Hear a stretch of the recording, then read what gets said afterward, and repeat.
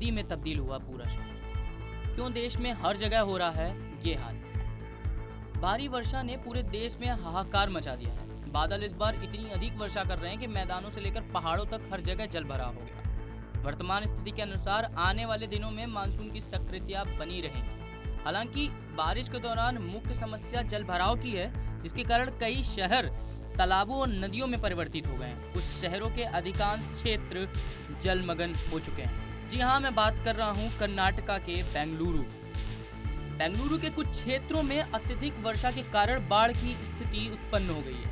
इसके साथ ही सड़कों पर कई किलोमीटर लंबा जाम लग गया है। जब भी बेंगलुरु में बारिश होती है तब शहर की खराब बुनियादी ढांचा समस्याएं सामने लाता है। सड़कें नदियों में बदल जाती हैं, घरों में पानी भर जाता है और अंडरपास खतरनाक जाल बन जाते हैं। बारिश हर वर्ष होती है, लेकिन बृहद बेंगलुरु महानगर पालिका BBMP ने इससे कोई सीख नहीं ली है। बेंगलुरु के निवासी इस स्थिति से आश्चर्यचकित हैं। बारिश के मौसम में मुंबई में बेंगलोर जैसे हालात उत्पन्न हो जाते हैं। हालांकि मुंबई में जुलाई में होने वाली बारिश अत्यधिक होती है। इस दौरान पूरे शहर में अफरा तफरी मच जाती है। सड़कें और गलियां नदियां और नालों में तब्दील हो जाती हैं। बारिश के कारण उपनगरीय ट्रेन सेवाएं और हवाई यातायात भी प्रभावित होते हैं। इस बार बारिश और जल भराव की स्थिति इतनी गंभीर हो गई थी कि लोगों की जान बचाने के लिए NDRF के साथ सेना को भी मदद के लिए आना पड़ा। कुछ क्षेत्रों में केवल 6 घंटे में 300 मिलीमीटर से अधिक बारिश हुई, जिससे सड़कें और निचले इलाके पूरी तरह से जलमग्न हो गए। क्या आपने कभी विचार किया कि बारिश चाहे हल्की हो या तीव्र, जल भराव की स्थिति कैसे उत्पन्न होती है? ये जानना बेहद आवश्यक है कि अधिकांश बड़े शहरों में उन्नत सीवेज सिस्टम स्थापित किए गए हैं, फिर भी सड़कें पानी में डूब जाती हैं। इसका मुख्य कारण जल निकासी की कमजोर व्यवस्था है।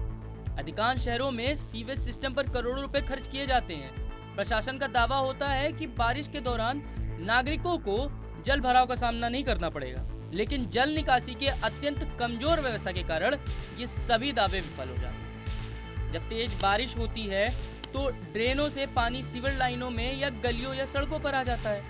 यही कारण है कि बारिश के दौरान सीवर ओवरफ्लो होते हैं, जिससे गंदा पानी गलियों और सड़कों में भर जाता है। वास्तव में बिना मानकों और संरचनात्मक ज्ञान के मनमाने तरीके से जल निकासी की सुविधाएं प्रदान करने के लिए जल भराव की स्थिति उत्पन्न होती है। विशेषज्ञों के अनुसार कई नगरों में गंदगी के कारण जल निकासी प्रणाली विफल हो जाती है। इसके लिए आम जनता जिम्मेदार है।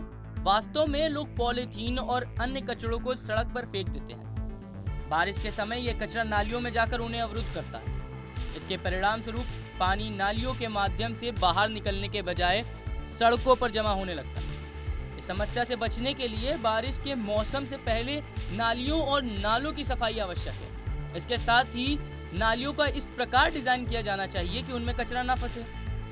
इसके अतिरिक्त कई बार अच्छी बनी हुई सड़कों को बिजली, जल या अन्य विभागों द्वारा खोद दिया जाता है, लेकिन उन्हें सही तरीके से ठीक नहीं किया जाता। इससे कीचड़ और जल भराव की समस्या उत्पन्न होती है। तो सवाल ये उठता है कि क्या ये सरकार की रणनीति है कि हर साल वो बिल और टेंडर पास करवाकर आम जन के टैक्सेस यानी टैक्स पेयर्स के पैसे से घर भर सकें, या ये उन अधिकारियों का रचा हुआ खेल है जिनकी पहली और आखिरी जिम्मेदारी जनता की मदद करना और रोजाना की हो रही चीजों को सुचारू रूप से चलवाने का दायित्व दिया गया है। ये फैसला मैं जनता पर छोड़ता हूँ। कृपया अपनी राय हमें कमेंट बॉक्स में जरूर दें।